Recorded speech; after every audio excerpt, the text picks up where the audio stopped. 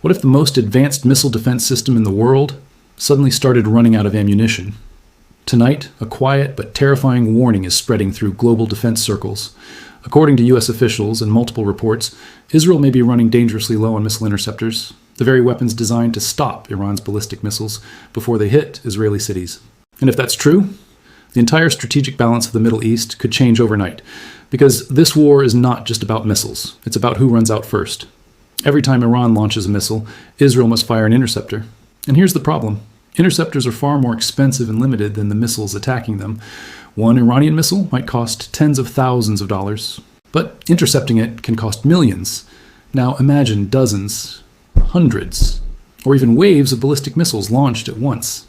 Suddenly, the math of war becomes terrifying. Israel's defense network is built on a layered shield: Iron Dome for short-range rockets, David's Sling for medium-range threats, arrow systems designed specifically to destroy long-range ballistic missiles in space. Together, these systems have protected Israel from thousands of incoming projectiles over the past decade. But experts have long warned about a hidden vulnerability. Even the strongest shield can fail if the enemy simply fires more missiles than you have interceptors. Military strategists call this a saturation attack. And Iran has spent decades building exactly the kind of missile arsenal designed to overwhelm defenses. Some estimates suggest Iran and its allies possess tens of thousands of rockets and missiles across the region. If those weapons are used in coordinated waves, Israel's air defenses could face the most intense stress test in their history. This is why analysts are asking a chilling question: is the real battle now a race to see who runs out of missiles first? Because if Israel's interceptors start running low, the consequences could extend far beyond Israel. Energy markets, global military alliances, and the stability of the entire Middle East could all hang in the balance. But the real story gets even more alarming, because this interceptor shortage didn't happen overnight. And when we examine the numbers behind the missile war, a much bigger strategic crisis begins to appear. To understand why this interceptor shortage is becoming a serious strategic concern, we have to look at the numbers behind modern missile warfare. Because wars in the 21st century are not only fought with soldiers and tanks, they are increasingly decided by industrial capacity, missile inventories, and logistics.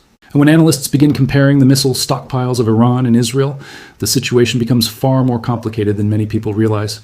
Israel's air defense network is considered one of the most advanced in the world. Its layered system includes Iron Dome, designed to intercept short-range rockets, David's Sling, built for medium-range threats, Arrow 2 and Arrow 3 systems, created specifically to destroy long-range ballistic missiles in space. These systems have achieved interception success rates often reported above 90% in many conflicts.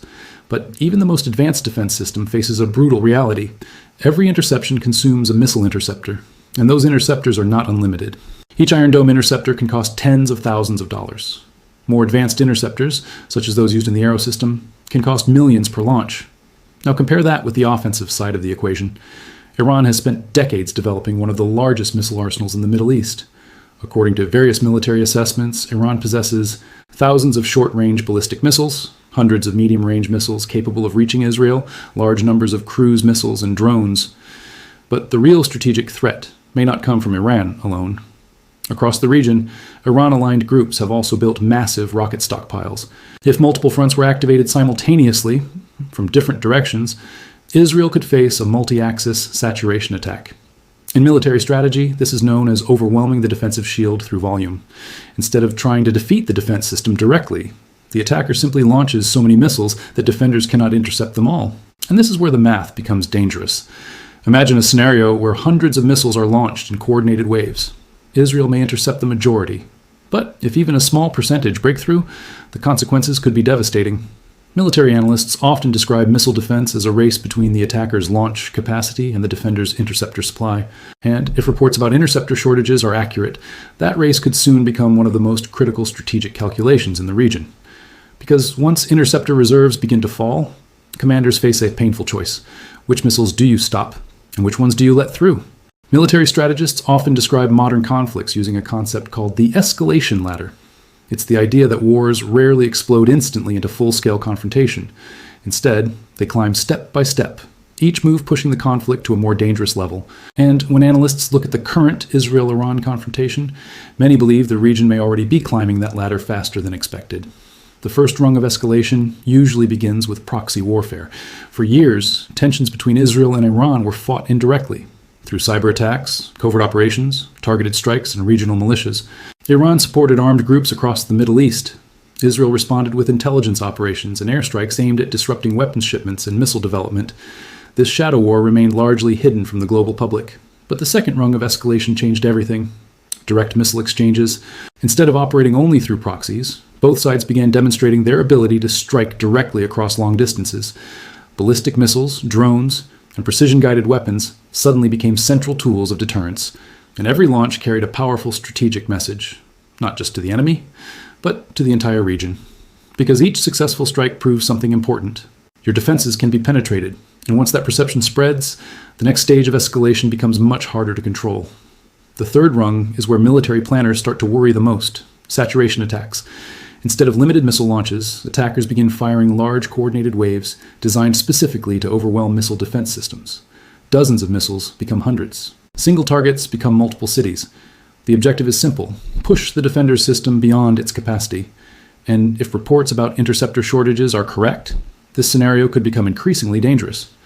Because once a defense network begins to show signs of strain, adversaries may be tempted to test its limits even further. This creates what strategists call a deterrence breakdown. When one side believes the other can no longer fully defend itself, the incentive to strike grows dramatically, but the escalation ladder does not stop there. Beyond missile exchanges lies an even more dangerous possibility: a multi-front regional war. If multiple actors across the Middle East become involved simultaneously, the conflict could expand far beyond a bilateral confrontation. Suddenly, the missile war would no longer be limited to one front. Instead, it could stretch across several directions at once, placing unprecedented pressure on Israel's defensive systems. And this is where global security analysts begin to raise serious alarms. Because the next stage of escalation may not just threaten one country, it could destabilize the entire Middle East security system. As tensions escalate, the situation is no longer being analyzed only by military commanders. Across Washington, London, and other global capitals, strategic think tanks and defense analysts are now studying the missile balance between Israel and Iran with increasing concern. Because what is happening right now may represent a new phase of warfare. For decades, Israel's air defense systems were considered one of the strongest protective shields in the world. They were designed not only to defend cities, but also to maintain strategic deterrence. The logic was simple: if enemies believe their missiles will be intercepted, the incentive to launch attacks decreases. But several defense studies have pointed out a growing challenge. Missile defense works extremely well against limited attacks. However, against large-scale coordinated barrages, even advanced systems can begin to struggle. And this is where analysts say Iran has focused much of its military strategy. Instead of trying to build weapons that defeat interceptors technologically, Iran has invested heavily in something much simpler: quantity, large missile inventories, mass production of drones, and the ability to launch multiple waves of projectiles simultaneously. Strategic analysts sometimes call this approach arsenal saturation. The concept is brutally straightforward. If a defender has 100 interceptors and the attacker launches 300 missiles, even a highly successful interception rate cannot stop everything. Now consider the industrial side of the equation. Manufacturing advanced interceptor missiles is not quick. These systems require sophisticated electronics, radar integration, and precision engineering. In many cases, the production cycle for advanced interceptors can take months or even years. Missiles and drones, on the other hand, are often far cheaper and easier to produce. This creates a dangerous strategic imbalance. Over time, the attacker may be able to replenish offensive weapons faster than the defender can rebuild defensive interceptors. Defense analysts warn that this dynamic could slowly erode the advantage of even the most advanced missile defense networks. And once that advantage begins to weaken, the consequences extend far beyond military calculations. Because missile defense is not just about stopping rockets. It is about maintaining confidence in national security systems. If populations begin to doubt that their defense systems can protect them, the psychological and political impact can be enormous.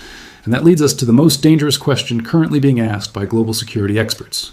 What happens if the missile defense balance in the Middle East starts to collapse? Because if that happens, the effects will not stay contained within one region.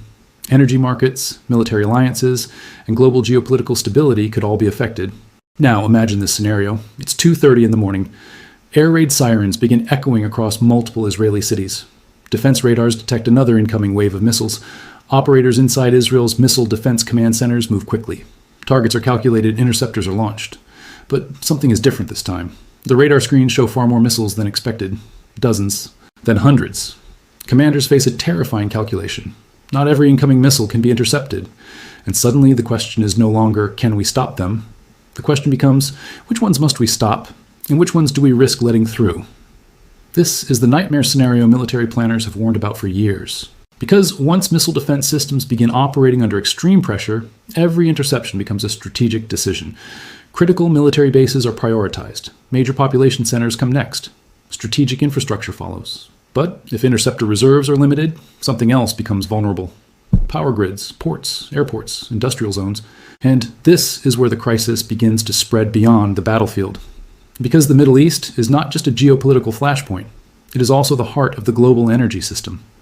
Nearly 1/3 of the world's oil shipments pass through nearby maritime routes every single day.